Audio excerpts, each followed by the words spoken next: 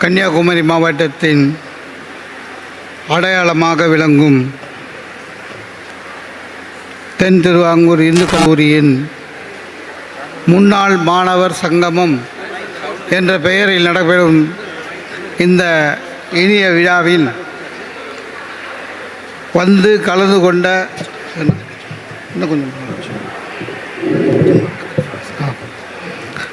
இந்த இனிய விழாவிற்கு வந்த வாழ்த்திய இந்த கல்லூரியின் ஆட்சி மன்ற குழு தலைவரும் கல்லூரி முதல்வரும் மற்ற இந்த கல்லூரியின் மிகப்பெரிய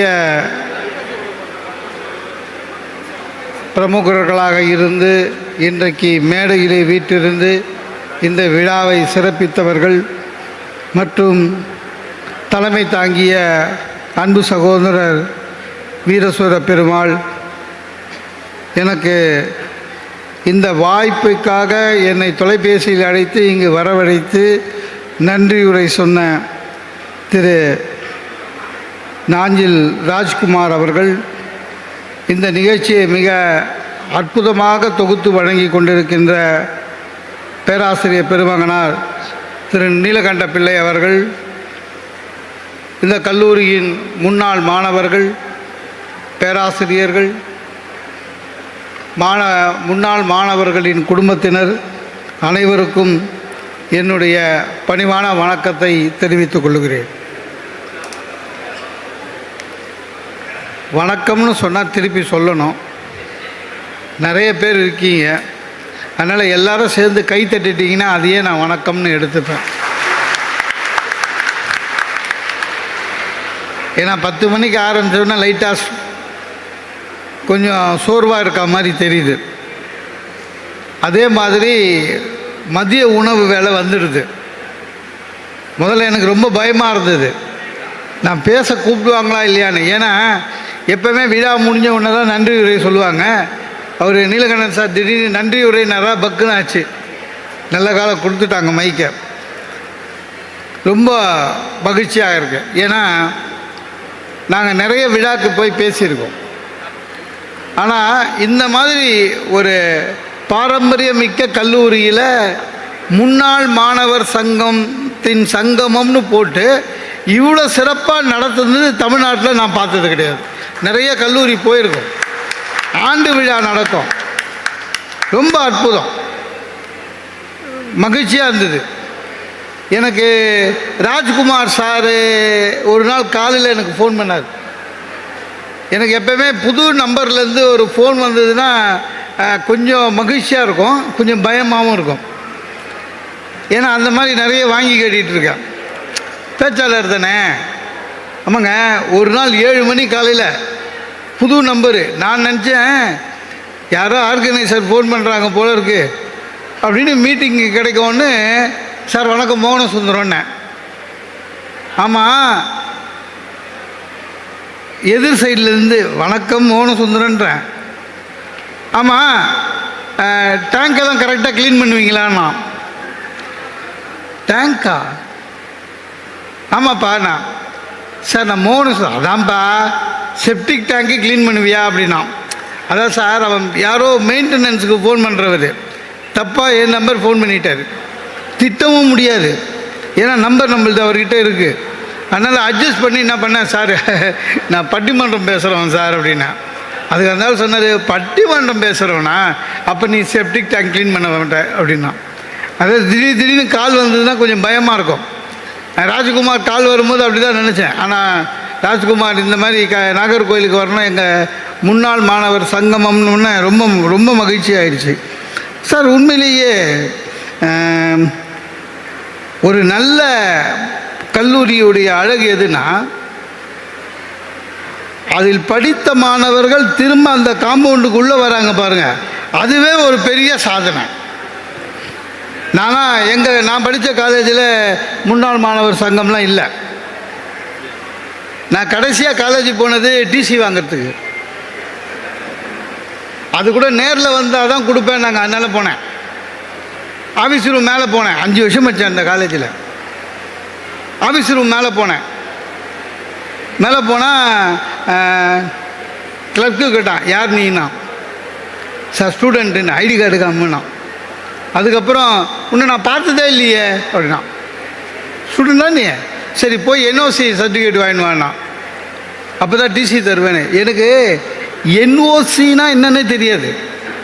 அப்படின்னா யோ உண்மையிலே நீ படிச்சிருக்கியா இங்கே காலேஜில்? ஆமாம் சார். போய் லைப்ரரியில் போய் என்ஓசி சர்டிஃபிகேட் வாங்கினு. ஏன்னா லைப்ரரி கார்டு ரிட்டர்ன் பண்ணி அங்கேருந்து சர்டிஃபிகேட் கொடுத்தா தான் டிசி கொடுப்பாங்க. போய் என்ஓசி சர்டிஃபிகேட் வாங்கினா. சரின்னு போனேன். போகிறதுக்கு முன்னால் அவங்ககிட்ட, சார் லைப்ரரி எங்கே இருக்குன்னு, ஏன்னா முன்ன பின்ன போனது இல்லைல்ல, 5 வருஷம் அங்கே இருந்தோம். லைப்ரரி எங்கே இருக்குன்னு. அப்புறம் அட்ரஸ் கேட்டுன்னு போயிட்டேன். லைப்ரரிக்கு போகிறேன். அந்த ஆள், சொல்லுங்கள் என்ஓசி, நீங்கள் ஸ்டூடெண்ட் சார், 5 வருஷம் முடிச்சுட்டேன் என்ன, பார்த்ததே இல்லையே. நான் சொன்னேன், இங்கே பாரு, எல்லோரும் அதே கேள்வி கேட்டால் என்ன அர்த்தம்? நான் கூட தான் உன்னை பார்த்ததில்லை, எதாவது கவலைப்பட்டேனா? என்ஓசி கொடுன்னு வாங்கிட்டு வந்துட்டேன். ஒரு நல்ல கல்லூரியுடைய சாதனை என்னென்னா, அந்த கல்லூரியிலேருந்து வெளியில் போயிட்டு தான் பெரிய ஆளாக மாறி அதே கல்லூரிக்கு திரும்பி வந்து அந்த கல்லூரியின் வளர்ச்சியில் பங்கு கொள்ளுகிற மாணவர்களை கொண்ட ஒரு கல்லூரி என்றால் உண்மையிலேயே அதுதான் சாதனை புரிந்த கல்லூரி. சரியா? அந்த கல்லூரிகளில் ஒன்றில் பேசுகிறேன் என்பது ரொம்ப வருத்தம் சார். ரொம்ப சொல்ல முடியாது சார். இந்த மாதிரி படித்தவர்கள் நடுவில் பேசுறதுன்றது ஒரு எப்பவுமே மகிழ்ச்சி. ஏன்னா நம்ம நிறைய கூட்டம் போகிறோம். முந்தானத்து கூட தஞ்சாவூரில் ஒரு கிராமத்தில் கோயிலுக்கு போனேன். ஒன்றும் நான் பேசினுக்கிறேன், அவங்க தனியாக பேசினுக்கிறாங்க. ஏன்னா கொஞ்சம் முன்னால் உட்கார்ந்து இருக்கிறவங்க கொஞ்சம் ரசிக்கணும், அடிக்கடி கை தட்டணும். நான் ஏற்கனவே சொல்லியிருக்கேன் நிறைய விட, கை தட்டுறதுன்றது பாராட்டுறதுக்காக இல்லை. சரியா? விஞ்ஞான முறைப்படி கை தட்டுறது நல்லது. ஒரு முறை இப்படி கை தட்டினீங்கன்னா இங்கே இருக்கிற நரம்புகள் எல்லாம் தூண்டப்பெற்று உங்களுக்கு செல்லு சீக்கிரம் வளர்ச்சி அடையும். அதனால் என்ன நன்மைன்னா, ஒரு ஆராய்ச்சியில் கண்டுபிடிச்சிருக்காங்க. அதனால் என்ன நன்மைன்னா, உங்கள் வாழ்க்கையில் 10 வருஷம் எக்ஸ்ட்ராவாக வாழ்வீங்க. ஆயுசு 10 வருஷம் எக்ஸ்ட்ராவாக நீளும். யார் யாருக்கு 10 வருஷம் எக்ஸ்ட்ராவாக இருக்கணும்னு பிரியப்படுறீங்களோ அவங்களாம் அடிக்கடி கை தட்டுங்க. வேணா சார் இருக்குது போதும்னா, சார் உண்மையிலே சார் அந்த ஆராய்ச்சியில் இன்னொன்று கண்டுபிடிச்சிருக்கான். அடிக்கடி கை தட்டுற பெண்களுக்கு முடி கொட்டாது, நீளமாக வளரும்னு இருக்கான். அப்புறம் உங்கள் இஷ்டம். பாராட்டணும். சாரி, யார் ஒருவன் பாராட்டுகிறானோ அவன்தான் மற்றவர்களால் பாராட்டப்படுவான் என்பதுதான் உண்மை. அதனால தான் நம்ம சொன்னால் கேட்க மாட்டீங்க.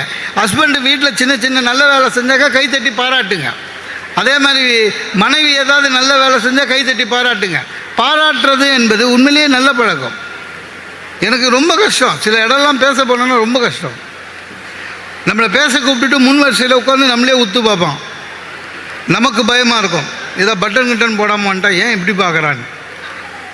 சில இடத்துல பார்த்தீங்கன்னா கூட்டம் வர்றதில்லை, ரொம்ப கஷ்டம். அப்படி கூட்டம் வந்தாலும் நம்ம பேச்சை கவனிக்கிறாங்களான்னா கிடையாது, நம்ம கூட ட்ராவல் பண்ணுறாங்களான்னா கிடையாது, ரொம்ப கஷ்டம். சார் ஒன்றும் இல்லைங்க, இந்த ரீயூனியனை பற்றி நான் எங்கள் காலேஜில் அது கிடையாது. இங்கே ராஜ்குமார் சார்கிட்ட கேட்டேன், ஃபேமிலி கூட வருதா சார்னா வருதுன்னாரு. உண்மையிலேயே ரொம்ப மகிழ்ச்சி. ஏன்னா நான் சொன்னேன்ல, டிசி வாங்கிட்டு அதுக்கப்புறம் போல திடீர்னு ஒரு நாள் காலேஜிலேருந்து ஒரு லெட்டர் வந்தது எனக்கு. பார்த்தா 1996 பிஜி முடித்தவங்க ரீயூனியன், அந்த மாணவர்கள் சந்திப்புன்னு எவனோ ஒருத்தன் ஏற்பாடு பண்ணியிருக்கான். உடனே ரொம்ப மகிழ்ச்சி ஆயிடுச்சு. அது பர்மனெண்ட் ரீயூனியன் இல்லை, சும்மா அன்றைக்கி மட்டும். ரொம்ப மகிழ்ச்சி ஆயிடுச்சு. அடடா நம்ம கூட படித்தவங்களெல்லாம் போய் பார்க்கலாம் அப்படின்னு சொல்லிட்டு காலேஜுக்கு போயிட்டேன். எங்கள் காலேஜும் கோஎஜுகேஷன் தான். எனக்கு விவேகானந்தா காலேஜில் சீட்டு கிடச்சிது, சேரல, அங்கே படிக்கணும். அப்புறம் எது நல்ல காலேஜின்னு தேடி பிரசிடென்சி காலேஜுக்கு போனேன். அதுதான் தி பெஸ்ட்டு. ஏன்னா பீச் எதிர்க்க. அப்புறம் அது உள்ளேயே என்ன பண்ணேன், எந்தெந்த டிபார்ட்மெண்ட் இருக்குன்னு. நான் கம்மி மார்க் வாங்கியிருந்தேன் வழக்கம் போல். இந்த கம்மி மார்க் வாங்குறவங்களுக்கு எல்லா கவர்மெண்ட் காலேஜில் 2 டிபார்ட்மெண்ட்டு கூப்பிட்டு கொடுப்பாங்க.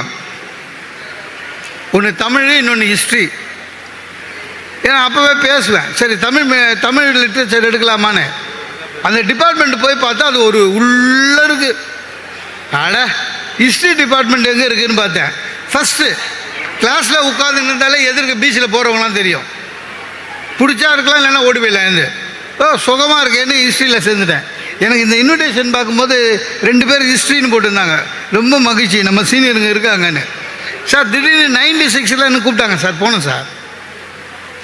போனால் என் கூட பக்கத்து பெஞ்சில் என் கூட 5 வருஷம் இருந்தேன்.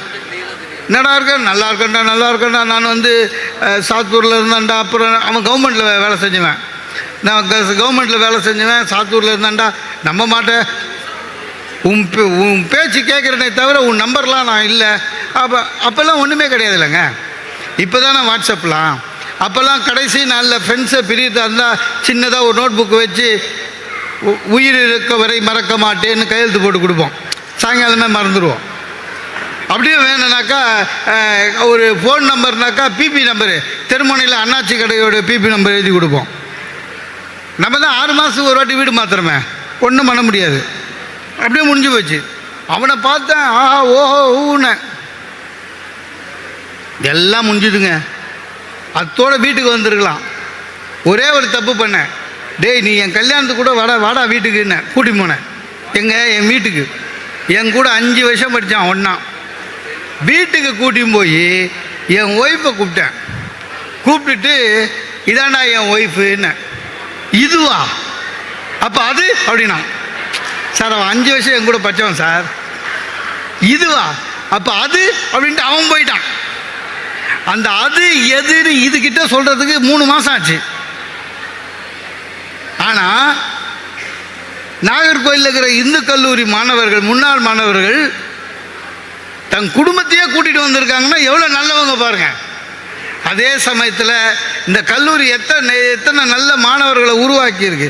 ரொம்ப பெரிய வெற்றி சார். ஒன்றும் இல்லை சார், நான் இப்போ கூட ராஜ்குமார் சார்கிட்ட கேட்டேன், மணி 12 ஆச்சு, நான் எவ்வளோ நேரம் பேசணுன்னு. இல்லை 1 ஹவர் பேசுங்க பரவாயில்லன்னாரு. ஏன்னா ஒரு நல்ல பேச்சாளர், நல்ல சபை கிடைச்சதுன்னா அளவோடு நிறுத்திக்கணும். அவங்க சொல்கிறதுக்கு முன்னாடி, நினைக்கிறதுக்கு முன்னாடி. எனக்கு ரொம்ப மகிழ்ச்சி. கவலைப்படாதீங்க, முடிச்சிடுவேன். ஏன்னா சில பேருக்கு அது தெரியாது. ஒரு பேச்சாளருங்க பேசினே இருந்தார். நல்ல சபை, நல்லா கைத்தட்டினாங்க, ரொம்ப ரசித்தாங்க. அவருக்கு ஒரு ஆசை, இன்னொரு காலவர் பேசலாம், இந்த மாதிரி ஒரு நல்ல ஆடியன்ஸ் கிடைக்க மாட்டாங்கன்னு இன்னொரு காலவர் பேசினார். அவங்களும் பெருந்தன்மையாக விட்டுட்டாங்க. அவர் அத்தோடு விடாமல் இன்னொரு காலவர் பேசினார். டென்ஷன் ஆகிட்டாங்க. ஒரு ஆள் நேராக வந்து பக்கத்தில் வந்து நின்னான். இன்னும் இங்கேயே வந்து நின்றுட்டீங்கண்ணா, பேசுடா பேசு, உன்னால் எவ்வளோ முடியுமோ பேசு. நீ பேசிட்டு உட்காரு, நான் 60 பேசுகிறேன்னா. ஏண்ணா டே உட்காந்து பாரியா, தெரியும் முதுவலி. எல்லாம் ஆளுக்கு 60 பேசுனா என்ன வருதுன்னு. அதனால் கவலைப்படாதீங்க, சீக்கிரம் முடிச்சிடுவேன். சார் வாழ்க்கை எனக்கு ஒரு தலைப்பேரை கொடுத்துருக்காரு, சிரிக்க பழகலாம்னு. நம்ம ஒவ்வொரு மனுஷனுக்கும் 2 விஷயம், ஏதாவது ஒன்று சாதிக்கணும்னு நினைப்பான், இல்லை இன்னொன்று வாழ்க்கையை எப்படியாவது ஜெயிக்கணும்னு நினைப்பான். ஏதாவது ஒன்று சாதனை பண்ணோன்னா என்ன சாதனை பண்ணுறது? நிறைய பேருக்கு முதல்ல சாதனைனா என்னன்னு தெரியாது. நிறைய பேர் நான் பார்த்துருக்கேன். எது அச்சீவ்மெண்ட்டு, எது இலக்கு, எதுவுமே தெரியாது, சும்மா ஓடுறது. சில பேர் செய்த சாதனையே கிடையாது. நீங்கள் இந்த சாதனை புக்குன்னு இருக்குல்ல, கின்னஸு, அப்புறம் வந்து லிம்கா அவார்ட்ஸ், அதெல்லாம் எடுத்து பாருங்கள். சிலது தான் உண்மையிலேயே சாதனை, சிலதுலாம் சொல்லவே முடியாது, ரொம்ப கஷ்டம். ஒருத்தர் சொன்னான், சார் இவர் பெரிய சாதனை பண்ணியிருக்காருண்ணா. என்னன்னா, இல்லை கையாலேயே 5 கிலோமீட்டர் நடந்துருக்காருண்ணா. நான் சொன்னேன், அவருக்கு கால் இருக்குதான்னு கேட்டேன். இருக்குது. டேய் கால் தான் இருக்குல்ல, அப்புறம் எதுக்கு தேவையில்லாமல் கையாலேயே நடக்குது? இன்னொருத்தர் சொன்னான், சார் இவர் செஞ்ச சாதனையை இதுவரையும் யாரும் பீட் பண்ணலண்ணா. அப்படின்னா செஞ்சார் அவர். என்னங்க எப்படி கேட்டீங்க? விஷமாக இருக்கிற நல்ல பாம்பு, அது கூட ஒரே கூண்டில் 4 நாள் இருந்திருக்காரு, யாரும் இதுவரையும் பீட் பண்ணலண்ணே. நான் சொன்னேன், கல்யாணம் 20 வருஷம் ஆகுது எனக்கு, ஒரே வீட்டில் இருக்கிறேன், என்னைக்காவது சாதனை நான் சொல்லியிருக்கேண்ணா? எது சாதனைன்னு தெரியல சார். வாழ்க்கையில் வெற்றி அடையணும் எது வெற்றி? நம்மள நிறைய பேர் தப்பு பண்ணுறோம். எது வாழ்க்கையில் எது வெற்றி அடையுதுன்னு தெரியாமல் நிறைய பேர் என்ன பண்றோம், படிக்கணும், உங்கள் தரம் மற்றும் தனித்துவமான நூற்றாண்டு கால பந்தம், ஒரு சொந்த வீடு, ரிட்டையர்மெண்ட், பென்ஷன் இல்லையா, படிக்கணும், இப்போ இருக்கிற பிள்ளைங்க அமெரிக்காவுக்கு போகணும், செட்டில் ஆகணும், சிட்டிசன்ஸ், அந்த மாதிரி தான். அதுவா வாழ்க்கையில் வெற்றி இல்லை. எனக்கு தெரிஞ்சு உண்மையான வாழ்க்கையிலுடைய வெற்றி எது தெரியுமா சார்? உங்களுடைய குழந்தைகள், நீங்கள் பெற்ற குழந்தைகள் நான் எங்கள் அப்பா மாதிரி வரணும் அப்படின்னு சொன்னால் அப்போ தான் உண்மையிலேயே நீங்கள் வாழ்க்கையில் வெற்றி பெற்றவர்கள். அதுதான் உண்மை. எங்கள் அப்பா மாதிரி நான் வரணும், எங்கள் அம்மா மாதிரி வரணும்னு சொல்லணும் குழந்தைங்க. அதுதான் உண்மையான வாழ்க்கையோட வெற்றி. நான் இப்போ இந்த மேடையில் நீங்கள் பார்த்துருக்கலாம், ராஜ்குமார் சார் நன்றியோட சொல்கிறாருங்க. அவங்க தகப்பனாரை பற்றி சொல்லும்போது கண் கலங்குறாரு. அவர்கிட்ட ஒரு அரவர் பேசணும்னா அந்த அரவரில் 2 முறையாவது அவங்க தகப்பனாரை பற்றி குறிப்பிட்டு பேசுவார். நான் ஒரு 20 நிமிஷத்துக்கு முன்னால் உங்கள் பிரின்ஸிபல் கிட்ட பேசிகிட்டு இருந்தேன். அவரும் அப்படி தான் சார், எங்கள் அப்பா பெரிய பேச்சாளர் சார் அவரு. ஆக எந்த பிள்ளை தன் தந்தையை போல் வர வேண்டும் என்று நினைக்கிறானோ அந்த தகப்பன் தான் உண்மையிலேயே வாழ்க்கையில் வெற்றி பெற்றவன். சார் நான் சின்ன வயசில் இருக்கும்போது எங்கள் அம்மா சொல்லுவாங்க, சார் நீ வளர்ந்தினா தாத்தா மாதிரியே வரணும். அதாவது எங்கள் அப்பா மாதிரி இல்லை, அப்பாவோட அப்பா தாத்தா மாதிரியே வரணும், தாத்தா மாதிரியே வரணும். சத்தியமாக வர முடியாது. ஏன்னா எங்கள் தாத்தா ரொம்ப நல்லவர், யார் எது சொன்னாலும் நம்பிடுவார். அதுவும் இல்லாமல் எங்கள் தாத்தாவுக்கு 18 குழந்தை சார், முடியவே முடியாது. அதை தவிர வேலைக்கு வேறு போயிருக்காரு அந்த காலத்தில். எங்கள் தாத்தா ரொம்ப நல்லவர், யார் எது சொன்னாலும் நம்புவார். நம்ப மாட்டீங்க, எங்கள் தாத்தாவை ஒருத்தர் என்ன பண்ணிட்டான், இந்திரா காந்தியை நேரில் காமிக்கிறேன்னு நார்த் இந்தியா கூட்டி போயிட்டான். கூட்டி போய் எங்கள் தாத்தாவையே ஒரு மார்வாடி கடையில் அட்வானம் வச்சுட்டு போயிட்டான். எங்கள் தாத்தா 6 மாதம் அந்த கடையில் வேலை செஞ்சு அங்கேருந்து வண்டிக்கு காசு வாங்கி திரும்பி வந்தார். சார் தன்னை ஒருத்தன் ஏமாத்தினான்னு கூட அவருக்கு தெரிலங்க, அவ்வளோ நல்லவர். வந்து எங்கள் பாட்டிக்கிட்ட சொன்னாராம், எனக்கு அப்போவே தெரியும் இந்திரா காந்தி என்னை பார்க்க மாட்டாங்கன்னு, அந்த அம்மா காங்கிரஸ், நான் டிஎம்கே, எப்படி பார்ப்பாங்கன்னாலாம். அந்த மாதிரி நம்ம இருக்க முடியுமா சார்? முடியவே முடியாது. ஆக வாழ்க்கையில் வெற்றி பெறுவது என்பது வெறும் பணம் காசு அல்ல. இன்றைக்கி நம்ம எத்தனை பேர் சிரிப்பையே மறந்துட்டோம். எல்லாத்துக்கும் ஒரு அர்த்தம் வச்சுருக்கோம். யார்கிட்ட சிரிக்கணும்னு ஒரு லிமிட் வச்சுருக்கோம். ரொம்ப கஷ்டம் சார். சிரிக்கணும், வாயை விட்டு சிரிக்கணும்.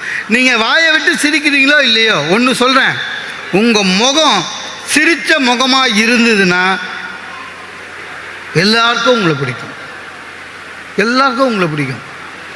நீங்கள் வீட்டை விட்டு வெளியில் வரீங்க, ஆஃபீஸுக்கு கிளம்புறதுக்கு முன்னால் இல்லை வெளியில் கிளம்புறதுக்கு முன்னால் கண்ணாடியில் நின்றுட்டு சிரித்தா மாதிரி உங்கள் மூஞ்சி பாருங்கள், உங்களுக்கே பிடிக்கும்.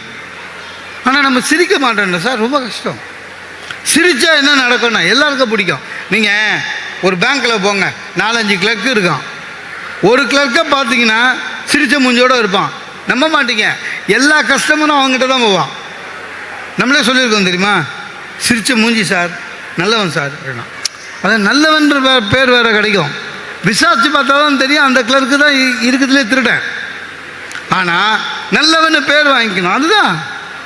ஒரு டாக்டர்கிட்ட போனால் டாக்டர் என்ன சார் சொல்கிறாரு, சிரிச்ச மூஞ்ச வாங்க உட்காருங்க, என்ன ஃபீவரா, எல்லாருக்கும் அதாக இருக்குது.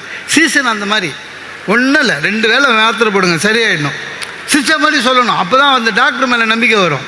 அதை விட்டுட்டு பேஷண்ட் உட்கார்ந்தோம்னா அவனையே உத்து பார்த்துருந்தாரு வச்சுக்கா, பேஷண்ட் பயப்படுவான், டாக்டர் கிட்னிக்கு பிளான் பண்ணுறாரு போல் இருக்குன்னு. ரொம்ப கஷ்டம் சார். நம்ப மாட்டீங்க, ஒரு கொஞ்ச நாள் முன்னால் பீச்சுக்கு போகிறேன், ஒரு 20 பேர் சுற்றி நின்று வானத்தை பார்த்து ஹா ஹா ஹான்னு சிரிக்கிறான் ஆர்டிஃபிஷியலாக. என்னடா இது தெரப்பின்றான், லாஃபிங் தெரப்பின்றான். ரொம்ப மனசுக்கு கஷ்டமாச்சு சார். இந்த உலகத்தில் இருக்கிற உயிர்களில் சிரிக்கிறது மனுஷன் மட்டும்தான். ஆனால் சிரிப்பையே மறந்துட்டு அதை ஒரு தெரப்பி ஆக்கி அதுக்கு ஒரு கும்பல் கூடி ரொம்ப கஷ்டம். நல்ல காலம் இதே மாதிரி போச்சுன்னா இன்னும் 10 வருஷத்துக்கு சிரிப்புக்கே மருந்து மாத்திரை வந்துடும், டானிக் வந்துடும் பாருங்க. ஏன் சிரிங்க, சிரிச்ச மாதிரி இருக்கணும்ல. நகைச்சுவை உணர்வு இருக்கிறவன் தான் சார் இளமையாகவே தெரிவான் இருப்பான். உண்மையிலே சொல்கிறேன், ஒரு ஆள் அவங்க பொண்ணுக்கு கல்யாணம் பண்ணி கொடுத்துட்டாரு, செலவு பண்ணி ஃபுல்லாக கல்யாணம் பண்ணி கொடுத்துட்டு அவங்க பொண்ணு வந்து இருக்கு. முதல் நாள் கல்யாணத்துக்கு அப்புறம் முதல் நாள் விருந்துக்கு மாப்பிள்ளை வீட்டுக்குள்ளே வந்துக்கிறான். இந்த ஆள் வாசப்படியில் உட்காந்துக்கிறாரு. வேறு பொண்ணுக்கு அப்பா ஒரு பிச்சைக்காரன் இவர்கிட்ட ஐயா சாமி வேணாம். அந்த மாமனார் என்ன பண்ணாராம், அந்த பொண்ணுக்கு அப்பா இருந்ததெல்லாம் நேற்று தான் ஒருத்தனுக்கு போட்டேன் போ அப்படின்னாராம். சார் அவர் சொன்னது மாப்பிள்ளைக்கு விழுந்துடுச்சு. கோச்சிக்கணும்ல? இல்லை. ஏன்? அவர் சொன்ன விதம் அந்த மாதிரி. ஒரு ஆஃபீஸரு பெரிய போஸ்ட்டில் 1 வருஷம் இருந்தார். 3 கோடி ரூபா ஊழல் பண்ணிட்டான். 3 கோடி அரெஸ்ட் பண்ணிட்டாங்க. கோர்ட்டுக்கு போகிறான். கேஸு இருக்கு. ஜட்ஜி பார்க்குறாரு. என்னாச்சு அப்படின்னாரு. கேஸ் ஷீட்டு திருப்பி பார்க்குறாரு. ஜட்ஜி ஒரே வருஷத்தில் 3 கோடியா எப்படியா? அதுக்கு அந்த ஆள் சொன்னானா, சார் நீங்கள் ஆச்சரியத்தில் கேட்குறீங்களா இல்லை ஆதங்கத்தில் கேட்குறீங்களான்னு தெரிஞ்சால் நல்லதுன்னா. ஜட்ஜி சிரிச்சிட்டாரு. ஏன்னா நகை சார் மகாத்மா காந்தியை எப்பவுமே எல்லாருமே சீரியஸான ஆளாக பார்த்துட்டு இருக்கான். இல்லை, மகாத்மா காந்தியை போல நகைச்சுவை உணர்வு கொண்டவன் யாருமே கிடையாது. மகாத்மா காந்தி எழுதுகிறாருங்க, தன்னுடைய குறிப்பில் எழுதுகிறாரு, நான் எனக்கு மட்டும் நகைச்சுவை உணர்வு இல்லை என்றால் என்றைக்கோ நான் தற்கொலை பண்ணியிருப்பேன். உண்மையிலே அப்படிதான். சில பேர் நம்மளோட பெரிய விஷயம் என்ன தெரியுமா, எல்லாரும் சொல்கிறதையும் ஏற்றுக்கிட்டு கவலைப்படுறது. ஊரில் எல்லாரும் பார்க்குறேன், நிறைய பேர் அது சார் அவன் ஏதாவது சொல்லிடுவான்னு பார்க்குறேன், இவன் ஏதாவது சார் சொல்கிறதுக்கு தான் சுற்றின்னு இருக்காங்க. சார் மகிழ்ச்சியாக இருக்கணும். எனக்கு தெரிஞ்சு இன்னைய நாளில் தமிழ்நாட்டில் மகிழ்ச்சியாக இருக்குது சாமியாருக்கு மட்டும்தான் சார். எவ்வளோ கேஸ் போடுங்க, கவலையே இல்லாமல் இருக்கான். அன்றைக்கி பார்க்குறேன் ஒரு சாமியார் கேஸு கோர்ட்டுக்கு வராரு, சிரிச்சா மாதிரியே வராரு சார், கொஞ்சம் கூட கூச்சம் இல்லை, மகிழ்ச்சியாக இருக்கான். நேராக கோர்ட்டுக்கு உள்ளே வந்துட்டு மேஜிஸ்ட்ரேட்டரை பார்த்து இவன் சொல்கிறான், மங்களம் உண்டாகட்டும் அண்ணா. சாமியார் ஜட்ஜு, சாமி கேஸே அதுதான், ஆசிரமத்தில் மங்களம் உண்டாயிட்டாங்க. இவன் கவலையே இல்லை, சிரிக்கிறான். ஜாமீன் வாங்கியாச்சு, சென்று வருகிறேன், மறுபடியும் கை தூக்குறான். ஜட்ஜு, சாமி உங்களுக்கு தெரியாதது இல்லை, இந்த இடுகாடு போலீஸ் ஸ்டேஷனு கோர்ட்டு இங்கெல்லாம் வந்தால் போயிட்டு வரேன்னு சொல்லக்கூடாது அண்ணா. அதுக்காக சாமியார் சொல்கிறாரு, உங்களுக்கு தான் எனக்கு தெரியல, 17 கேஸ் இருக்குது, வந்து போகிற இடம் தான், போங்க அப்படின்ட்டு போயிட்டான். மகிழ்ச்சின்றது அவன் நினச்சின்னு இருக்கிறது. சார் எல்லோரும் என்னையே நிறைய பேர் கேட்குறாங்க, சார் உங்கள் கன்னியாகுமரி நாகர்கோவிலில் கூட சில பேர் அது மாதிரி இருப்பாங்க. சில பேரோட குணம், யாரை எப்போ பார்த்தாலும் இப்போ என்ன பண்ணுறீங்கன்னு கேட்பாங்க. பார்த்துக்கிட்டீங்களா? போன வாரம் தான் சொல்லியிருப்போம், இப்போ என்ன பண்ணுறீங்க, இப்போ என்ன பண்ணுறீங்க, எப்போ ஏதாவது ஒன்று கேட்குறமேன்னு கேட்குறது. என்ன ஒருத்தர் கேட்டான், இப்போ என்ன பண்ணுறீங்கன்னு, பேசுகிறேன் அப்படின்னா. அவன் நம்மலாம் ஊமை மாதிரியும் இவன் மட்டும் பேசுகிற மாதிரியும் பேசுகிற. சரி, அவனுக்கு கோவம் வந்துச்சு, சார் பேசுகிற சரி, சோத்துக்கு என்ன பண்ணுறேன்னா, நான் பேசுகிறேங்களே சார் காசு கொடுப்பாங்கன்னு. அப்போ நீ வாடகை விட்டு பிழைக்கிற அப்படின்னா. அதான் ஒரு பேச்சாளர் இதை விட கேவலப்படுத்த முடியாது. இப்போ உஷாராயிட்டான். யாராவது நீ என்ன பண்ணுறேன்னு கேட்டால் எல்ஐசியில் ஏஜென்ட் ஆகிட்டேன்னா அவ்வளோதான் சார். 2 வருஷத்துக்கு நம்மளை பார்க்க மாட்டான், பக்கத்தெரு சுற்றின்னு போவான். பார்த்துக்கிறீங்களா? ஏன்னா இது இன்சூரன்ஸ் போர்டுன்னு அவனை தொங்க போகிறோன்ட்டு ஓடி விடுவானுங்க. அப்படிதான் சில பேருக்கு எதுவுமே ஒரு கேள்வி தான். நல்லா இருந்தால் மனசுக்குள்ளே சார் ஒன்று நீங்கள் நகைச்சுவை மகிழ்ச்சி எல்லாமே வெளியில் இருக்குன்னு தயவு செஞ்சு நினைக்காதீங்க. மகிழ்ச்சி என்பது வெளியே இருந்து உள்ளே வருவதல்ல, உள்ளே இருந்து வெளியே போவது. யாராவது ஒரு ஆள் நினச்சாக்கா உங்கள் மகிழ்ச்சியை உடனே டவுன் பண்ண முடியும், பண்ணுவான். அதனால் எதை பற்றியும் கவலைப்படக்கூடாது. மற்றவங்களுக்கு பேசுவாங்க, சார் ஆஃபீஸுக்கு கிளம்பி வரேன் சார், ஹாப்பி மூடில் வரேன், தெருமுனையில் பழைய ஃப்ரெண்டு 1 வருஷம் முன்னால் பார்த்தது நிற்கிறான். என்னடா அப்படின்னா, என்ன எப்படி இருக்கிறேண்ணா, நல்லா இருக்கேனே அப்படின்னா. நான் நல்லா இருக்கேனேன்னு சொல்கிறேன், அதுக்கு அவன் சொல்கிறான், இல்லையே இழைச்சிருக்க அப்படின்னா. இல்லையா? நல்ல இழைச்சிருக்கடா, இறைச்சிருக்க, கண்ணு கீழே கருப்பு வந்துடுச்சு, கொஞ்சம் ஒட்டி போச்சு சார், அப்படியே எனக்கு வேர்க்க ஆரம்பிச்சிச்சு. அதாவது அவன் என்ன நினைக்கிறான், என்னை ஏதாவது ஒரு கிளினிக்கில் சேர்த்துட்டு போகணுன்னு. அப்புறம் முடியெல்லாம் கூட கொட்டிடுச்சு அப்படின்னா. ஆமாம், பிபி இருக்கு இல்லைடா, சுகரு இல்லைடா, வரும் வரும் வரும்ன்றான் சார். ஏன்டாண்ணா? எனக்கு வந்திருக்கே, 2 பேரும் ஒரே வயசு தானே. மற்றவங்க கேட்குற கேள்வியை பற்றி கவலைப்படக்கூடாது. அப்போ தான் நாம் மகிழ்ச்சியாக வாழ முடியும். அவ்வளோதான். எதை பற்றியும் அதாவது சார் சொல்கிறவன் சொல்லிகிட்டே இருப்பான், கேள்வி கேட்குறவன் கேள்வி கேட்டுக்கிட்டே இருப்பான். அதை பற்றி கவலையே படக்கூடாது. எனக்கு ரொம்ப இது என்னென்னா, இந்த பழைய மாணவர்கள் சந்திப்பு, அதனுடைய பேஸ் என்ன தெரியுமா? நட்பு. இந்த உலகத்திலேயே சிறந்தது நட்பை தவிர வேறு ஒன்றும் இல்லை. அதுவும் இல்லாமல் எந்த வருஷம் படித்தவங்கெல்லாம் ஒன்றா சேர்றதுன்றது இன்னும் பெரிய ப்ளஸ்ஸு சார். நட்புக்கு என்ன பெரிய இது தெரியுமா சார்?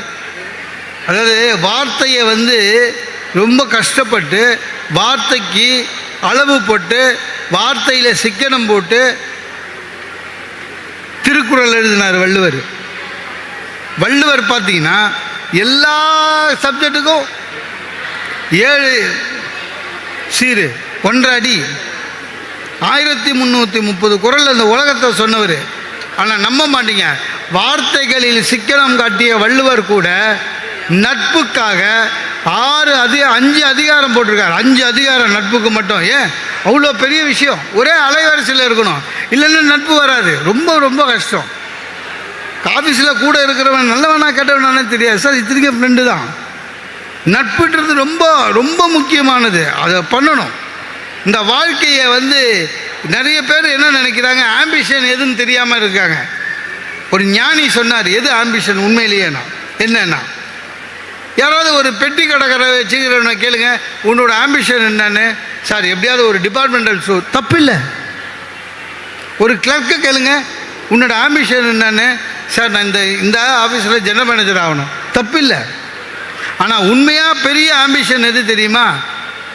சார் நான் வாழுகிற ஒவ்வொரு நாளும் மகிழ்ச்சியாக வாழணும்னு எவன் சொல்கிறானோ அவனுக்கு தான் உண்மையிலேயே பெரிய ஆம்பிஷன் இருக்குதுன்னு அர்த்தம். அதுதான் உண்மை. மகிழ்ச்சியாக இருக்கணும் சார், ஒவ்வொரு நாளும் சோகத்திலேயே போகக்கூடாது. அதனுடைய பிரச்சனை என்ன தெரியுமா? நம்மள்கிட்ட இருக்கிற பிரச்சனை மகிழ்ச்சி இல்லாததுக்கு காரணம் ப்ரீ மைண்டு. சிரிக்க முடியல. ஏன்? ஏற்கனவே ரெடி பண்ணி வச்சுருக்கோம், யார்கிட்ட எவ்வளோ பேசணும். நம்ம எல்லார்கிட்டையும் உண்மையாக பேசுகிறோம், நம்ம எல்லார்கிட்டையும் வெளிப்படையாக பேசுகிறோம் இல்லை. வீட்டு பக்கத்தில் இருக்கிறவங்ககிட்ட எவ்வளோ பேசணும், ஆஃபீஸுக்கு போனால் எவ்வளோ பேசணும், ஒய்ஃபுக்கிட்ட எவ்வளோ பேசணும், எல்லாமே ப்ரீ ரெக்கார்டில் இருக்குது. ரொம்ப கஷ்டம். அந்த மாதிரி கஷ்டப்பட்டுலாம் பேச முடியாது.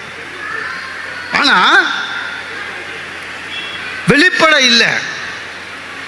என் ஃப்ரெண்டுங்க உண்மையிலேயே வயசாகிடுச்சு, சுகரு இருக்கு, அவனுக்கு நல்லா தெரியும்.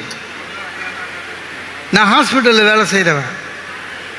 நான் சொன்னேன், டேய் இவனுக்கு ஏதோ சுகர் இருக்கான்னு. சுகர் இருந்தால் ஆமான்னு சொல்ல வேண்டியதான். நான் கேஸாக போட போகிறோம், இன்றைக்கி உனக்கு நாளைக்கு எனக்கு இல்லை. அந்த சுகர் இருக்கிறது கூட ஒத்துக்க மாட்டான் சார். சுகரா? இல்லை இல்லை, இன்னொன்று சுகர் இல்லை. சுகர் இல்லைன்னா சுகர் இருக்குது, பார்டரில் இருக்குது. டேய் பார்டர்னா இருக்குன்னு அர்த்தம். உண்மையை ஒத்துக்கிறது இல்லை. ஒருத்தன் சார் இப்படி இப்படின்னு தான் சார் தேடுறான், வெளிச்சமாக இருக்குது, கண்ணில் ஏதாவது லைட்டாக தெரியாது. டேய் உனக்கு லைட்லேயே தெரியல. இந்த குடிக்கிறவங்கள பார்த்துக்கிறீங்களா? குடிப்பியா? ஆமாம் சொல்லிட்டு போ. எப்போவாது பீர் சாப்பிடுவேன். பீர் நம்மூரா? எல்லாமே உண்டு தான், வெளிப்படைத்தன்மை இல்லை. அதுதான் பிரச்சனை சார். உண்மையிலேயே வாழ்க்கையில் நம்ம மகிழ்ச்சியாக இருக்கோமா? இல்லை. மகிழ்ச்சியாக மாற்றணும். நம்ம வாழ்க்கையை எப்படி வாழறோன்னா நடிக்கிறோம், அவ்வளோதான். யார்கிட்ட எவ்வளோ பேசணும்னு நடிக்கிறோம். இப்போ ஆஃபீஸில் மேலதிகாரி வராரு, சிரிச்சா மாதிரி எழுந்து குட் மார்னிங் சொல்கிறோம். அவர் மேலே இருக்கிற மரியாதையா? அவர் தான் நம்மளுக்கு அப்ரைசலு. பண்ண போகிறாரு, அவர் தான் நம்மளுக்கு ப்ரொமோஷன் தர போகிறாரு, அவர் தான் நம்மளுக்கு இன்க்ரிமெண்ட் தர போகிறாரு. அதை மனசில் வச்சுருந்தான் இல்லையா? எல்லாமே அப்படி தானே சார்.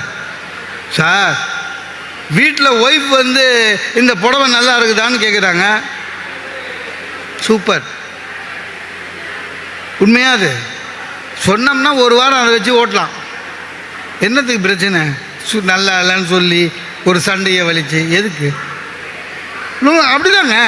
சிலதெல்லாம் நம்ம வழியே கிடையாதுங்க, அட்ஜஸ்ட் பண்ணிட்டு தான் போகணும். என் ஒய்ஃப் ஒர்க் பண்ணுறவங்க போன மார்ச் 8ஆம் தேதி என் ஒய்ஃப் எனக்கு ஃபோன் பண்ணி, ஏங்க ஒரு ஹாப்பி நியூஸு, எங்கள் ஆஃபீஸில் எனக்கு வந்து பெஸ்ட் விமன் அவார்டு கொடுத்துருக்காங்கன்னா. எனக்கு மூஞ்சே மாறிடுச்சு. எப்படி நம்மளை ஒரு வார்த்தை கேட்காம ஒய்ஃபு கொடுத்தான்னு நம்மளை கேட்கணும்ல. சொல்லணும் வெரி குட். ஆனால் நம்ம என்ன சொல்லணும்? டக்குன்னு நான் பண்ண, ஓ சூப்பர்மா சூப்பர்மா, இதுவே லேட்டு உனக்கு. நான் எல்லாம் நடிப்பு. அப்புறம் அவள் போய், நான் கொஞ்சம் ஆஃபீஸை விட்டு கிளம்புறேங்க சீக்கிரமான. எனக்கு என்னென்னா பெஸ்ட்டு வேணும் எப்படி கொடுத்தான், என்ன கேட்டகரியில் கொடுத்தான்னு. நான் சும்மா இல்லாமல் அவங்க ஹெச்ஆருக்கே ஃபோன் அடித்தேன். ஃபோன் அடிச்சு, சார் வணக்கம் சார், அவங்களோட ஹஸ்பண்ட் பேசணும் சார், ரொம்ப தேங்க்ஸ் சார், நீங்கள் பெஸ்ட்டு விமன் அவார்டு கொடுத்தீங்களா, ரொம்ப தேங்க்ஸ் சார். அதெல்லாம் ஒன்றும் இல்லைங்க, ஆஃபீஸில் ஒரு 30 லேடிஸ் இருக்காங்க, ஒவ்வொரு வருஷமும் அல்ஃபபெட்டிக் ஆர்டர் படி ஒருத்தர் கொடுப்போம். இந்த வருஷம் உங்களுக்கு, ஏன்னா ஒருத்தர் ஒரு முறை வாங்கிட்டாங்கன்னா திருப்பி அந்த ரவுண்டு முடியறதுக்குள்ளே அவங்க ரிட்டையர் ஆகிடுவாங்கன்னா, அப்போ தான் திருப்தியாக இருந்தது. ஆனால் வீட்டுக்கு போனால் என்ன பண்ண, சூப்பர்மா சூப்பர்மா, பெஸ்ட் விமன் ஆஃபீஸே கொடுத்துருச்சு. இப்படி தான் வாழ்க்கையை கொண்டாடுறோமா? இல்லை சார். ஒரு இன்றைக்கி என்ன மாதிரி கொண்டாட முடிகிற நிலையிலேயே வாழ்க்கை இருக்குது. ஆனால் எல்லாத்தையுமே மகிழ்ச்சியாக எடுத்துக்கணும். மெட்ராஸில் எல்லா ரோட்லேயும் நாய் சுற்றி நிற்குது, எல்லா ரோட்லேயும் மாடு சுற்றி நிற்குது. மாடாது பரவாயில்ல சார், கிட்ட போனால் தான் முட்டோம். இந்த நாய் துரத்தி கடிக்குது சார். அதுவும் இந்த தெரு நாய்ங்க சைக்காலஜி எனக்கு புரியல சார். என்னென்னா டீசெண்டாக யாராவது பார்த்தா தான் குலைக்குது, ஏடா கூடமாக போகிறவனை பார்த்து கம்முனுக்குது. டீசெண்டாக பார்த்தா குலைக்குது, ஹெல்மெட்டு போட்டால் குலைக்கும், தொத்தின்னு வரும். கார்பரேஷனுக்கு எழுதி கேட்டால் கார்பரேஷன் சொல்கிற ஒரே பதில், சென்ற வருடம் 13,000 நாய்களுக்கு கருத்தடை செய்திருக்கிறோம் அப்படின்னு. நம்ம என்ன சொல்கிறோம்? கருத்தடை செஞ்சுருக்கோன்னு ஏன் நம்மக்கிட்ட சொல்கிறாங்கன்னு தெரியல. கருத்தடை பண்ணு, வளகாப்பு பண்ணு, பிரசவம் பாரு, அதெல்லாம் வேணாம்.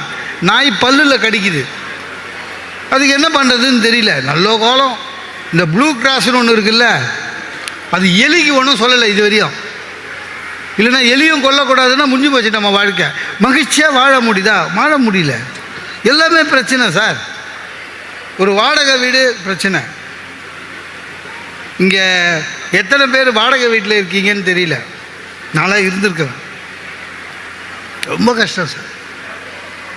வாழ்க்கை வெறுத்து போயிடும். அதுவும் அந்த வீட்டுக்காரன் பார்த்தீங்களா, நெஞ்சம் மரப்பதில் எம்என் நம்பியார் மாதிரி இருப்பானுங்க. அந்த இடுப்பு மேலே கை வச்சு வீடு வாடகை கேட்க போகும்போதே நம்மளை ஏதோ அடிமை மாதிரி பார்ப்பானுங்க சார். அப்புறம் இப்போ வீடு எங்கே இருக்குது சொல்லணும். சரி என்ன பச்சிக்கிற ஏண்டா, வீட்டு வாடகைக்கும் குவாலிஃபிகேஷன் என்ன படித்தது சொன்னேன், எங்கே வேலை சொன்னேன், என்ன சம்பளம், இங்கே என்ன ஆச்சு, என்ன சம்பளம்னு கேட்குறான். ஒய்ஃபும் கூட போயிட்டேன். வீட்டில் ஒரு சம்பளம் சொல்லியிருப்போம், ஆனால் வாங்குறது வேறு சம்பளம். வீட்டில் சொன்ன வீட்டில் சொல்லியிருக்க சம்பளம் இவங்கிட்ட சொன்னால் வீடு கொடுக்க மாட்டான். சரி எதுக்கு இருக்கட்டும்னு வாங்கின சம்பளத்தையே சொன்னேன். ரைட்டு. அப்புறம் எத்தனை பசங்க? ஒன்று தான் சார். சரி வேலைக்கு போயிட்டு எத்தனை மணிக்கு வீட்டுக்கு வருவீங்க? நான் சொன்னேன், சார் 10 மணிக்குள்ளே வந்துடுவேன். எப்படியும் என்றைக்காவது பட்டிமன்றம் போனால் லேட் ஆகும். 10 மணிக்கு உள்ளே வரலனாக்கா பூட்டிடுவேன் மெயின் கேட்டை. வேறு அவன் என் ஒய்ஃப் உடனே சொல்கிறா, நான் எத்தனை வாட்டி சொல்லியிருக்கேன், இப்போ பாருங்கள் ரோட்டில் போகிற எவனோ சொல்கிறான் கேட்டுக்கிறீங்க. நான் கடைசியாக ஒன்று கேட்டான், சார் நீங்கள் நாய் வளர்ப்பீங்களான்னு. இல்லை சார்ண்ணே. ஆமாம் எனக்கு நாய் பிடிக்காதுன்னா. வெறுத்து போய் பண்ணேன். எப்பவுமே ஒரு நாய்க்கு இன்னொரு நாய் பிடிக்காது சார், விட்டுருங்கன்ட்டு வந்துட்டேன். சரி சொந்தமாக வீடு வாங்கலான்னு ஒரு ஐடியா வந்தது. இந்த வாடகை வீட்டில் போய் கஷ்டப்படுவானேன்னு ஒரு அட்வர்டைஸ்மெண்ட் வந்தது சார். சென்னைக்கு அருகேன்னு ஒரு வேன் அரேஞ்ச் பண்ணியிருந்தாங்க. ஒரு சனிக்கிழமை ஏறி உட்காந்து போயிருக்கிறேன். பக்கத்தில் ஒரு ஆள் சீட்டில் ஒரு ஆள் துணி பையோடு உட்காந்துக்கிறான். அவனை பார்த்து நான் சிரித்தேன், என்னடா துணி பையோடு உட்காந்துக்கிற அப்படின்னு. அவன் என்னை பார்த்து நம்மனா, நீங்கள் என்ன ஃபஸ்ட் டைமா அப்படின்னு. ஆமாம் அதான் நான் சார் என் சொந்த ஊர் விழுப்புரம், இங்கே சென்னையில் வேலை செய்கிறேன். உங்களை இப்போ சென்னைக்கு மிக அருகேன்னு சொல்லி தானே ஏற்றுனானுங்க. ஆமாம், இப்போ விக்கிரவாண்டி வரையும் இந்த வேன் போவோம். நடு வழியில் உங்களுக்கு ஒரு காப்பி வேறு வாங்கி தருவானுங்க அவனுங்களே. நான் என்ன பண்ணுவேன், எப்போவுமே சனிக்கிழமை காலையில் எழுந்து இந்த மாதிரி ஒரு வண்டியில் போயிட்டு விக்கிரவாண்டியில் இறங்கி ஷேர் ஆட்டோ பிடிச்சி வீட்டுக்கு போயிடுவேன். ஞாயிற்றுக்கிழமை திருப்பி விக்கிரவாண்டி வரையும் வந்து இந்த மாதிரி திரும்புகிற வண்டியில் ஏறி உட்காந்துப்பேன். நான் உண்மையிலேயே அப்படி தான் நடந்தது. அதனால் வாழ்க்கையை கொண்டாட முடியல, கஷ்டம்தான். ஆனால் மனசை எப்பொழுதுமே மகிழ்ச்சியாக வைத்து கொண்டால் உண்மையிலேயே உங்களுடைய மகிழ்ச்சி சிரிப்பு நினச்சி நிற்கும். நம்மளோட பிரச்சனை என்ன தெரியுமா, நிறைய பேர் இப்போ விஞ்ஞானம் வளர்ந்துச்சு, டெக்னாலஜி வளர்ந்துச்சு, எல்லாத்துக்குமே ஒரு ஆய்வுரை ஒரு கூகுளில் செக் பண்ணுறது. மகிழ்ச்சியை நீங்கள் கூகுளில் செக் பண்ண முடியாது சார், எல்லாமே போய். யூடியூப்பில் பாதி போய். உண்மையா ஒருத்தர் சொல்லியிருக்கான், உங்களை யாராவது உங்களை ஹர்ட் பண்ணிட்டா, அதாவது உங்களுக்கு உங்கள் மனக்காயம் உண்டாக்கி விட்டால் அவர்களை மன்னிக்க உங்களுடைய மூளை எடுத்துக்கொள்ளுகிற காலம் 10 மாதத்திலிருந்து 18 மாதம் வரை ஆராய்ச்சி பண்ணியிருக்காங்க. புரியுதா? யாராவது நம்மளை ஹர்ட் பண்ணிட்டா அவங்கள நம்ம மன்னிக்கிறதுக்கு 10 மாதத்துலேருந்து 18 மாதம் போய். எனக்கு கல்யாணம் 20 வருஷம் ஆகுது. எங்கள் மாமனாரை இப்போ நினச்சாலே பிபி ஏறும். ஆமாங்க, பொண்ணு எப்படின்னு தெரிஞ்சு நம்மளுக்கு கல்யாணம் பண்ணி கொடுத்துருக்காரு பாருங்க. அதெல்லாம் போய் சிலதெல்லாம் உண்மையாக இருக்கும், ஆனால் அது ப்ராக்டிக்கலாக நடத்த முடியாது. ஒருத்தர் சொல்கிறான், உடல் ஆரோக்கியமாக இருக்க வேண்டும் என்றால் 3 வேளையும் சமைத்து சூடான உணவை அருந்துங்கள். முடியுமா சார்? ஃப்ரிட்ஜின்னு எதுக்கு வாங்கி வச்சுக்கிறோம்? ரொம்ப அநியாயம் சார். உடம்பு ஆரோக்கியம் கெட்டு போனாலும் பரவாயில்ல, வேறு வழி கிடையாது. சில ஆய்வெல்லாம் ஆய்வோடு இருக்க வேண்டியதுதான். நான் உட்காந்து அன்றைக்கி சாப்பிட்டுக்கிறேன், சாம்பார் சாதம் சாப்பிட்டு முடிச்சுட்டு ஒய்ஃபுக்கிட்ட சொன்னேன், டே போய் ரசம் கொடு, சாதம் போட்டு ரசம் ஊற்றுனேன். அய்யோ மறந்துட்டேங்கன்னு ஓடுறா உள்ள. என்னன்னு பார்த்தா ஃப்ரிட்ஜை திறந்து உள்ளே தலையை விட்றா, ஒரே பாத்திர சத்தம். என்னன்னு பார்க்குற, ரசம் தேடுறா சார். திடீர்னு பார்க்குறேன், ஓடி வந்து ஒரு கொழுக்கட்டை வச்சா. ஏதுண்ணே, உங்களுக்கு தான் கொழுக்கட்டை பிடிக்குமே, சாப்பிடுங்கண்ணா. நான் சொன்னேன், என்ன எப்படி திடீர்னு கொழுக்கட்டை வந்ததுன்னு. இல்லைங்க,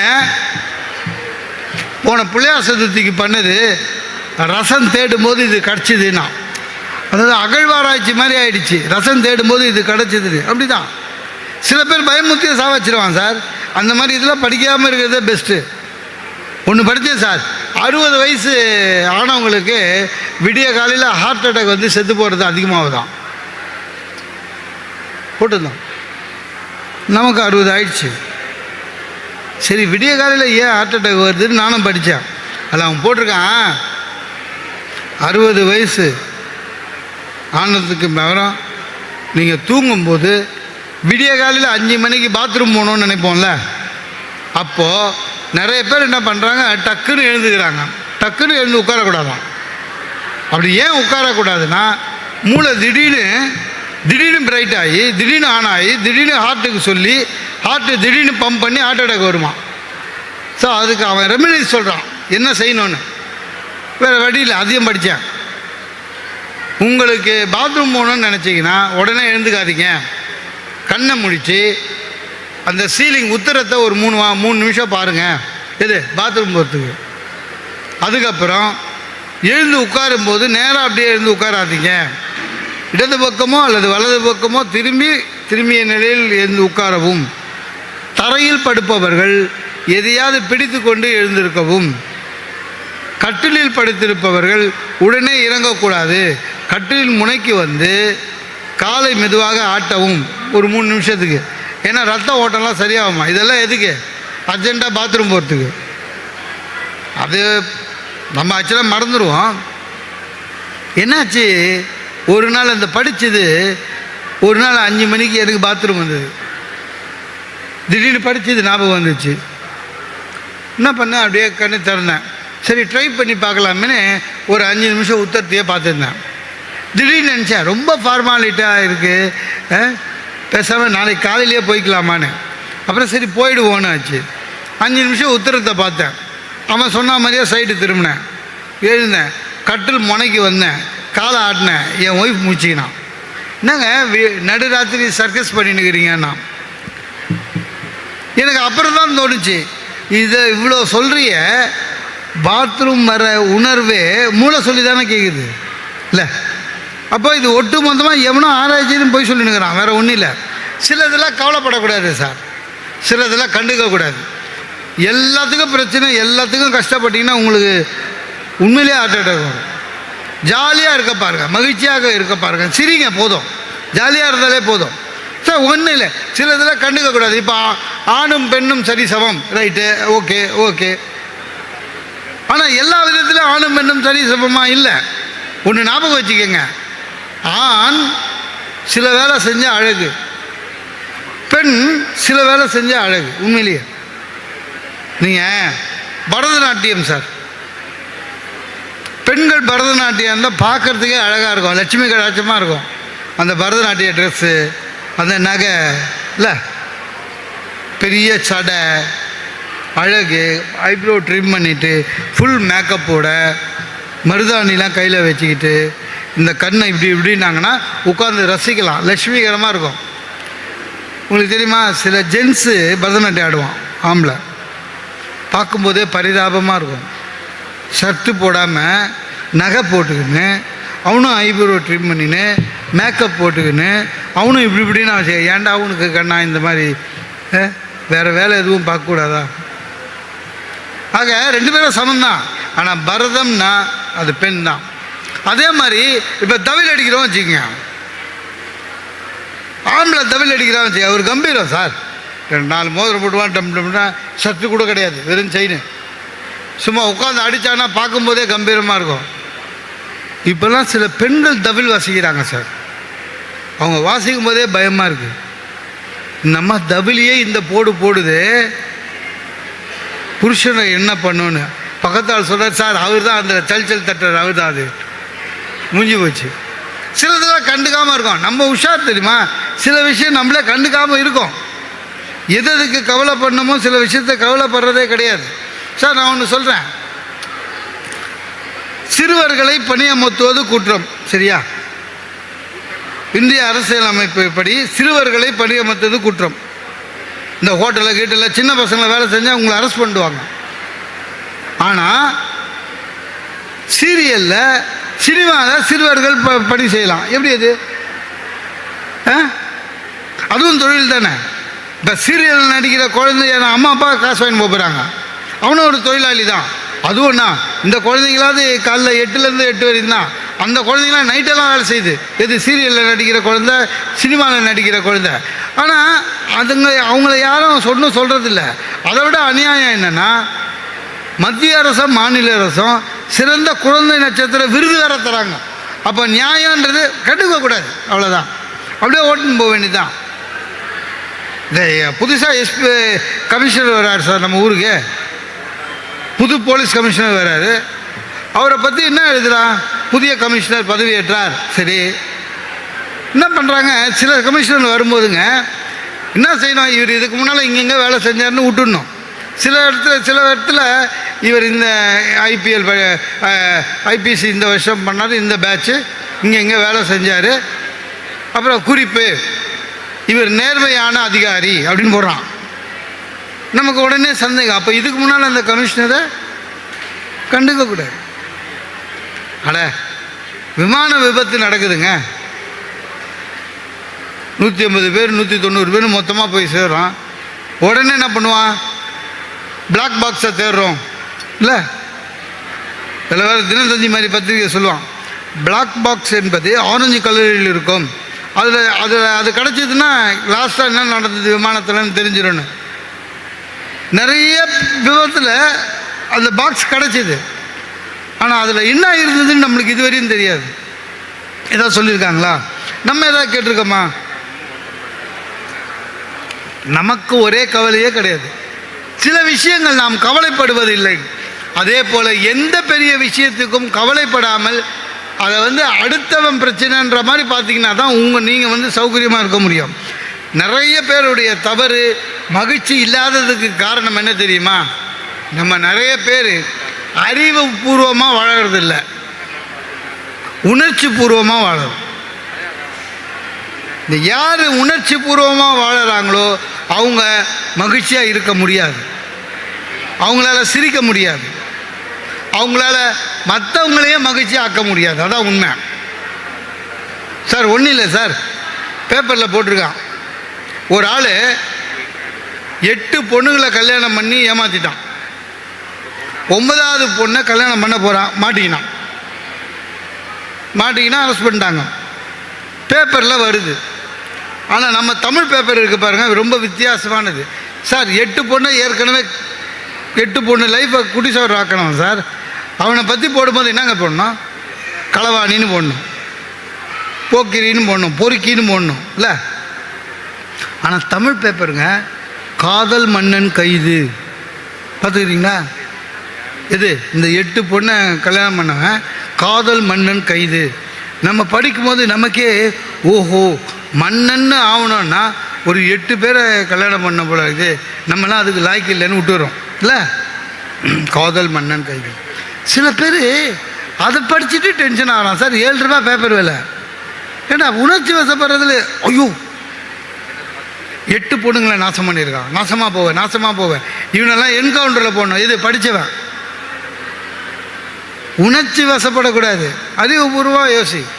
இப்படி யோசிச்சு பாருங்களேன், ஒன்றை வச்சுக்கினே நம்ம இவ்வளோ கஷ்டப்படுறோமே, இவன் எப்படி 8 வச்சு சமாளித்தான்? முடிஞ்சு போச்சு. எல்லாமே அந்த மாதிரி பார்க்க ஆரம்பிச்சேன் சார். நிறைய பேருக்கு அது தெரியல சார். அதனால தான் குடும்பத்துலேயே அப்படி தான் சார். இந்த அம்மா ஒய்ஃபு 2 பேரையும் ஒரே வீட்டில் வச்சுட்டு வாழறவன் இருக்கான்ல, அவன்லாம் ரொம்ப பாவம். ஒய்ஃபு நம்ம கூட சண்டை போடும்போது ஏதாவது எல்லா குடும்பத்துலேயும் ஒரு ஒய்ஃபு சொல்லும், திட்டு வாங்கியிருப்பார். உண்மை. ஏன்னா அந்த காலத்தில் ஓலை சுவடியில் எழுதுனாங்க. ஓலை சுவடியில் எழுதுறது A4 சைஸ் பேப்பரில் எழுதுகிற மாதிரி இல்லை, பனை ஓலை, அதுக்கு உகந்த ஓலை. அதை பதப்படுத்தணும். அதை பதப்படுத்த இல்லைனாக்கா எழுத்தாணி வச்சவொன்னும் சொட்டையாயிடும். இவர் காலம் ஃபுல்லாக அந்த வேலையில் தான் இருந்திருப்பார். அந்த மாதிரி திட்டிருக்கோம். நல்ல பிரச்சனை வரும் சார், பிரச்சனை வரும். இப்போ எனக்கு சுகர் இருக்குது, சுகரை செக் பண்ணலான்னு போனேன். கன்ஃபார்ம் தெரியாமல் ஒய்ஃபை போயிட்டேன். டாக்டர் என்ன பண்ணார், உங்களுக்கு சுகர் மோகன், நீங்கள் வாக்கிங்கெல்லாம் போகணும், டயட்டெல்லாம் கொஞ்சம் மாற்றணும்னு. என் ஒய்ஃப் ஒரு கேள்வி கேட்டா, டாக்டர் சுகர் எப்படி இவருக்கு வந்ததுன்னு. உடனே டாக்டர் என்ன பண்ணார், இல்லைங்க அது ஜீன் இருக்குது, என்ன அப்பா அம்மா அவங்களுக்கு இருந்தால் வரும். என் ஒய்ஃபு எனக்காக கவலைப்பட்டு கேட்டான்னு பார்த்தேங்க. கட்சியில் கேட்குறா, அப்போயே எங்கள் பெரிய நாத்தனாருக்கு இன்னும் வரலன்னு. எது டாக்டர்கிட்ட எங்கள் அக்காவுக்கு ஏன் வரலன்னு கவலைப்படுறா. எனக்கு சுகர் வந்ததை பற்றி கவலை இல்லை, எங்கள் அக்காவுக்கு ஏன் வரலன்னு.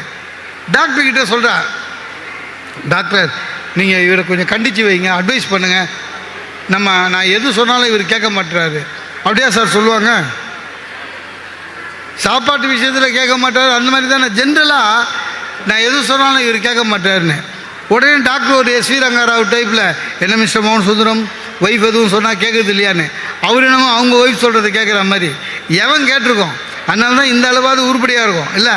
அதெல்லாம் கண்டுக்காமல் போயிடுங்க. அதே மாதிரி தான் வாக்கிங் போனேன், ஒய்ஃபை கூப்பிட்றேன். 40 வயசுக்கு மேலே எல்லாருமே வாக்கிங் போனோமா வரியான, என் நல்ல மனசுக்கு ஒன்றாவது நீங்கள் போங்கன்ட்டா. போகிறேன். அன்றைக்கி தான் சார் பார்த்தேன், நிறைய வெறும் ஜென்ஸு நிறைய பேர் பார்த்தீங்கன்னா கையில் நாயை பிடிச்சின்னு வரான் வாக்கிங்க்கு. என்னங்க நாயை கூட்டின்னு வரீங்கன்னு? இதான் சார் சௌகரியம். கூட பேசாது. நம்மளே மூச்சு இறைச்சிது வச்சுக்க, நீங்கள் அதிகமாக சிகரெட் பிடிக்கிறீங்க அதனால தான் மூச்சு இறைக்குது, அதெல்லாம் ஒன்றும் சொல்லாது. இன்றைக்கி வாக்கிங் இதோட போதுன்னு 1/2 கிலோமீட்டர்லேயே திரும்பினா கூட ஒன்றும் சொல்லாது, சௌகரியங்கன்னா அந்த லெவல் தான். எல்லாமே அப்படி தான் சார். சில வாட்டி டென்ஷன் ஆகும். எல்லா இடத்துலையும் எப்போவுமே மகிழ்ச்சியாக இருக்கணும்னா முடியாது. நீங்கள் நாகர்கோவில் எப்படின்னு தெரியல, சென்னையிலலாம் பஸ்ஸில் போகிறத விட கஷ்டம் எதுவுமே இல்லை. அவ்வளோ கஷ்டம் பஸ்ஸில் போகிறது. அதுவும் ஃபேமிலியோட ஈவினிங்கில் ஆஃபீஸ் டைமில் பஸ்ஸில் போனால் இன்னும் கஷ்டம். நான் அனுபவிச்சிருக்கேன். ஒரு இடத்துக்கு போகிறதுக்காக, ஒரு ஃபங்க்ஷனுக்கு போகிறதுக்கு நானும் ஒய்ஃபும் பஸ்ஸில் ஏறுறோங்க. அது என்னவோ தெரில, எந்த பஸ்ஸில் ஏறினாலும் இந்த லேடிஸுக்கு சீட்டு டக்குன்னு கிடச்சிரும், நமக்கு கிடைக்காது. தள்ளி தள்ளி தள்ளி முன்னால் இந்த டிரைவர் இன்ஜின் இல்லை, அது பக்கத்தில் எடுத்து போய் நிறுத்திட்டான். திரும்பி பார்க்குறேன், ஒய்ஃபை காணோம். அவள் எங்கேயோ உட்காந்துட்ருக்கான். பயந்துட்டேன். இன்னும் ஒரு 4 ஸ்டாப்பிங்கில் இறங்கணும். அவளுக்கு ஸ்டாப்பிங் இறங்கி இறங்கலைனாக்கா பிரச்சனை. என்ன பண்ணுறது தெரியல. பஸ் ஸ்டாப் வந்துடுச்சு, இறங்கிட்டேன். இறங்கணுன்னே திரும்பி பார்க்குறேன், ஒய்ஃப் இறங்கலை. இது வேறு போயிடுச்சுன்னா பின்னால் ஓடணும். எவ்வளோ பிரச்சனை அப்படின்ட்டு வேறு வழியே கிடையாது. கூச்சத்தை விட்டுட்டு பரிமளம் பரிமளம்னு கத்துறேன். திடீர்னு பஸ்ஸிலேருந்து என்னங்கன்னு ஒரு குரல் கேட்டுது. பார்த்தா அது பஸ்ஸில் இருக்கிற வேறு பரிமளம். அதை விட நான் அந்த பரிமளம் பார்த்துங்க. அவங்க ஹஸ்பண்டு குரல் என் குரலுக்கு வித்தியாசம் தெரியல. தலையை வெளியே ஏற்றி பார்த்து என்னங்கச்சு. ஆக்சுவலாக சொன்ன போனால் நம்ம பரிமளத்தை விட அது பெட்டராகவே இருந்தது. ஆனால் இறங்க சொல்ல முடியாதுல்ல. அப்புறம் நம்ம பரிமளத்தை தர இறங்கிச்சு கட்சியா. எவ்வளோ நேரம் இறங்கத்துக்குன்னு. இல்லைங்க தூங்கிட்டேன்ச்சு. நான் சொன்னேன், 4 ஸ்டாப்பிங்கில் எப்படி தூக்கம் வரும்னு. நல்ல மனசு, உடனே தூங்குறேன். உங்களை மாதிரி வேணையா பிரச்சனை வரும் சார். எந்த பிரச்சனை வந்தாலும் சரி, நீங்கள் மகிழ்ச்சியாக இருக்கணுமா, பாசிட்டிவாக திங்க் பண்ணுங்க. கண்டிப்பாக நீங்கள் மகிழ்ச்சியாக இருப்பீங்க. நேர்மறை மகிழ்ச்சி ஒன்றும் இல்லை. உங்களுக்கு தெரியும், இந்த வாட்ஸ்அப்பில் என்னென்னமோ வரும். போன பொங்கலுக்கு, பொங்கல் முடிஞ்ச பிறகு இந்த எவனோ ஒருத்தன் கிளப்பி விட்டான். அந்த பொங்கலுடைய இது ஆம்பளைங்க உயிருக்கு ஆபத்துன்னு எவனோ கிளப்பி விட்டான். அது வாட்ஸ்அப்பில் பரவி நிற்குது. எனக்கு வரல. என் தங்கச்சி பல்லாவரத்தில் இருக்காங்க, அவங்களுக்கு எவனோ அனுப்பிச்சிருக்கான். அதுக்கு என்ன பண்ணோமா, ஆண்கள் உயிருக்கு ஆபத்து, அதனால் ஒய்ஃபுங்கெல்லாம் வாசப்படியில் அகல் விளக்கு ஏற்றி வைக்கணும் அப்படின்னு சொல்லியிருக்கான். இது எனக்கு வரல, எந்த ஒய்ஃபுக்கும் வரல. திடீர்னு பார்த்தா எங்கள் வீட்டு லேண்ட்லைன் அடிக்குது. என் ஒய்ஃபை எடுத்து அலோண்ணா அப்படின்னு வச்சுட்டான். அதாவது ஒரு 3 சொல்லி வச்சுட்டா. அது எங்கள் சைடில் இந்த ஃபோனுன்னு அர்த்தம். அப்புறம் நேரம் கிச்சன் போயிட்டான். நான் ஓடி போய் என்னம்மா என்ன இல்லை, யார் ஃபோனு? உங்கள் தங்கச்சிங்க. என்ன சொன்னாங்க? ஒன்றும் இல்லை, உங்கள் தங்கச்சிக்கு வேறு வேலை இல்லை. என்ன இல்லை பொங்கல் சரியாக இல்லையா, அதனால் வாசப்படியில் அகல் விளக்கு ஏற்றணுமான உயிருக்கு ஆபத்தான். நான் அப்புறம் கேட்டேன், நீ ஏற்ற போறியான்னு. அட உங்கள் தங்கச்சி சொல்லி எதுங்க நடந்துக்குது, வேலையை பாருங்கன்ட்டா. சார் எங்கள் தங்கச்சி சொன்னது நடக்குதா இல்லையான்னு பார்க்கறதுக்கு நான் மாட்டினேன். உயிர் நம்புதுங்க. அப்போ நீ ஏற்ற மாட்டியாண்ணா. அட போங்க வேலையை பாருங்கண்ணா. வேறு வழியில் இதுக்காக ப்ரெஷர் பண்ண முடியுமா? நேராக என் தங்கச்சிக்கே ஃபோன் அடிச்சு அவகிட்ட கேட்டேன், இந்த மாதிரி அகல் விளக்கு ஒய்ஃபுங்க தான் ஏற்றணுமா இல்லை அவங்களே ஏற்றிக்கலாமான்னு. வேறு வழி நானே ஏற்றின்னு அப்படியே உட்காந்துருந்தேன். எதுவாக இருந்தாலும் சரி, ஒரு பாசிட்டிவாக பார்க்க ஆரம்பிச்சிட்டோம்னா உங்களுடைய வாழ்க்கை உண்மையிலேயே மகிழ்ச்சியாக இருக்கும். சார் ஒன்றே ஒன்று, மனிதர்களை நீங்கள் படிக்க ஆரம்பிங்க. ஒருத்தர் என்ன மாதிரி பேசுகிறாங்க, ஒரு மனிதர்களை யார் படிக்க ஆரம்பிக்கிறார்களோ அவர்கள் வாழ்க்கையிலே வெற்றி அடைவார்கள்.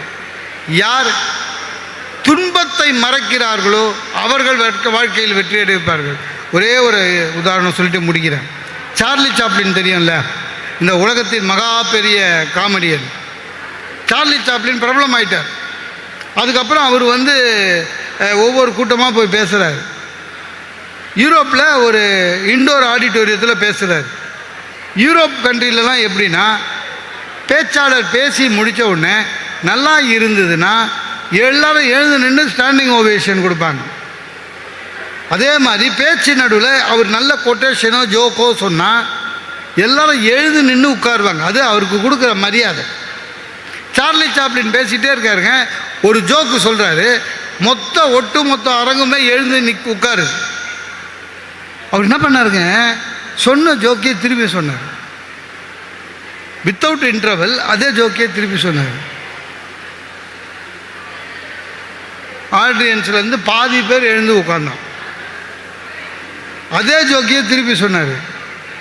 முன் வரிசையில் இருக்கிற விஐபி மாதிரி எழுந்து உட்கார்ந்தான்.